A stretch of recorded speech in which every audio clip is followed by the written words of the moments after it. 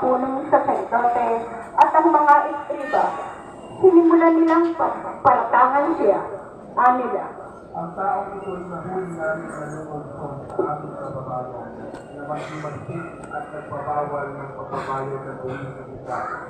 Pinapaniwala pa niya ang mga tao na sa ang Kristo isang hari. At tinanong siya ni Pilato, Ikaw ba ang hari ng mga Hudyo? Kayo na ang nagsabi. tugon ni Jesus. Sinabi ni Pilato sa mga punong saserdote at sa mga tao, Wala akong makitang kasalanan sa taong ito. ngunit mapilit sila at ang wika. Sa pamamagitan ng kanyang mga tuloy, inutukan niya magsimagsik ang buong Judea. Nagsimula sa Galilea na ninarito na. Nang marinig ito ni Pilato, itinanong niya kung taga Galilea si Jesus. At nang malamang siya ay mula sa natasakupan ni Herodes, kanyang ipinadala siya sa taong ito na noon na may nasa Jerusalem. Tuwang-tuwa ito nang makita si Jesus. Marami na siyang nabalitaan tungkol dito at matagal na niyang ibig makita. Umaasa siyang gagawa ito ng kapabalaghan at ibig niyang makita iyon. Kaya tinanong niya ng tinanong si Jesus. Ngunit hindi ito sumagot kauntiman.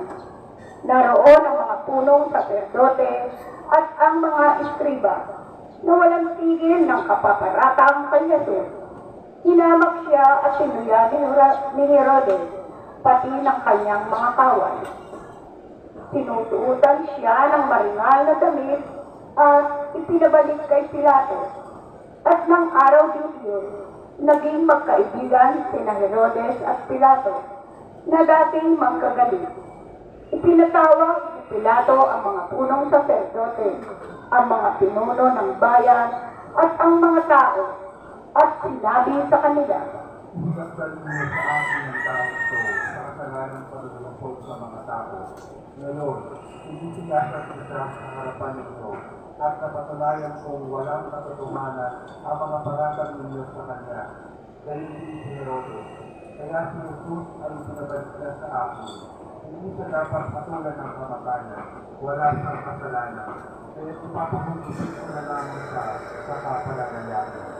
tuwing Pasko, kinakailangan magpalaya si Pilato ng isang bilanggo para sa kanila. Subalit, sabay-sabay na sumigaw ang magna.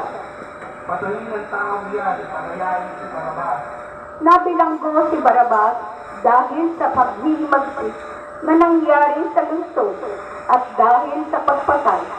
Minsan pang nagsalita sa kanila si Pilato sa pagnanais na mapalaya si Jesus. Ngunit sumigaw ang mga tao. Ipako sa krus, ipako sa krus. Katlong ulit na sinabi sa kanila ni Pilato. Bakit? Anong ginawa niyang masama? Wala akong makitang dahilan upang siya ipapatay. Ipapahagupit ko na lamang siya at saka palalayain. Datapwat, lalo nilang ipinagsigawan na dapat ipako si Jesus sa krus. At sa wakas ay nanaig ang kanilang sigaw. Kaya ipinasya ni Pilato na pagbigyan ang kanilang kahilingan. Pinalaya niya ang taong nabilanggo dahil sa paghihimagsik at pagpatay. Ayon sa hinihingi nila at ibinigay sa kanila si Jesus upang gawin ang kanilang kagustuhan. Nang dala na nila si Jesus upang ipako, nasalubong nila ang isang lalaking galing sa bukid. Ito'y si Simon na taga Sirene. Pinigil nila ito at pinapasan sa kanya ang krus. Kasunod ni Jesus. Sinusundan si Jesus ng maraming tao, kabilang ang mga babaeng nananaghoy at nananagbitan dahil sa kanya.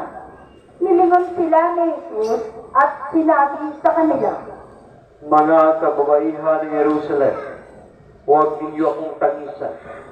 Ang tangisan ninyo ay iyong sarili at ang iyong mga anak. Tandaan ninyo, darating ang mga araw na sasabihin nila, mapalad ang mga baog, ang mga sinapupunang hindi nagdalang tao. at ang dibdib na hindi nagpasuso. Sa mga araw na iyo'y sasabihin ng mga tao sa mga bundok, bumuo kayo sa amin, at sa mga burol, tabunan niyo kami, sapagkat kung ganito ang ginagawa sa kahoy na sariwa, anuman kaya ang gagawin sa tuyo. May dinala pa silang 2 salarin upang patayin kasama ni Jesus. Nang dumating sila sa dakong tinatawag na bungo, ipinako nila sa krus si Jesus. Ipinako rin ang 2 salarin, isa sa gawing kanan at isa sa gawing kaliwa. Sinabi ni Jesus, Ama, patawarin mo sila, sapagkat hindi nila nalalaman ang kanilang ginagawa. at nagkapalarang sila upang malaman kung alin sa kanyang kasuotan ang mapupunta sa isa't isa. Ang mga tao'y nakatayo roon at nanunood. Nililibak naman siya ng mga pinuno ng bayan. Anila, Iligtas niya ang iba, iligtas naman ng iwan ng kanyang sarili.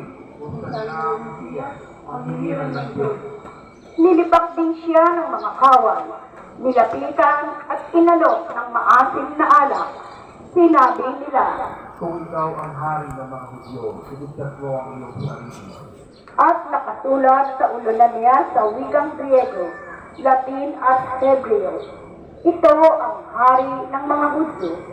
Inuya siya ng isa sa mga salaring nakabitin at ang sabi, Hindi ba ikaw ang Mesiyas? Iligtas mo ang iyong sarili, pati na kami. ngunit pinagsabihan siya ng kanyang kasama, Hindi ka ba natatakot sa Diyos? Ikaw ba'y pinalulong ang sulat niya? Matulis lamang na tayo parisahan ng ganito dahil sa ating mga ginawa. Ngunit ang taong ito'y walang ginawang masama. at sinabi niya, Alalahanin mo ako kapag naghaharin ka. sumagot si Jesus, Sinasabi ko sa iyo, ngayon din isasama kita sa paraiso. nang mag-iikalaw-dalawang tanghali, nagdilim sa buong lupain hanggang sa 3 ng hapon, nawala ng liwanag ang araw at ang tabing ng templo'y napunin sa gitna. Sumigaw ng malakas si Jesus, Ama, sa kamay mo'y pinatatagubilin ko ang aking espiritu. at pagkasabi nito, nalagot ang kanyang hininga.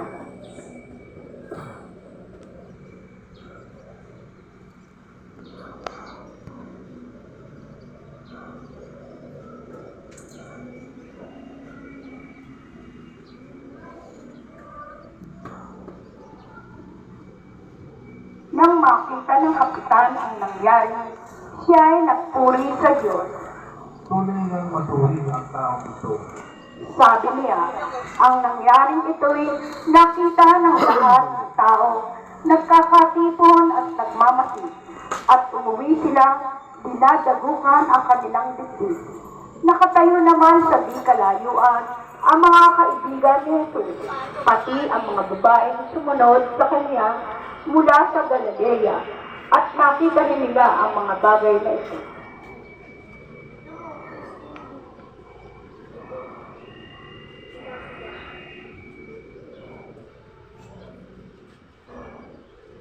May isang lalaki na ang ngalay ni tubo sa Arimathea, isang bayan ng mga Hudyo. Mabuti at matuwid ang taong ito, at kabilang sa mga naghihintay sa paghahari ng Diyos. Bagamat kagawad siya ng Sanhedrin, hindi siya sang-ayon sa kanilang ginawa kay Jesus. Lumapit siya kay Pilato at hiningi ang bangkay ni Jesus. Nang maibaba na ang bangkay, binalot niya ito ng kayong lino at inilagay sa isang libingang pinuka sa bato. Hindi pa iyon napaglilibingan. Araw noon ang paghahanda at magsisimula na ang araw ng pamamahina. Sumunod kay Jose ang mga babaeng sumama kay Jesus mula sa Galilea, at nakita nila ang pinaglibingan, pati ang pagkakalagay doon ng bangkay ni Jesus. Pagkatapos, umuwi sila at naghanda ng mga pabango at mira. Ang mabuting balita ng ating Panginoon. Pinupuri ka namin, Panginoong Heso Kristo.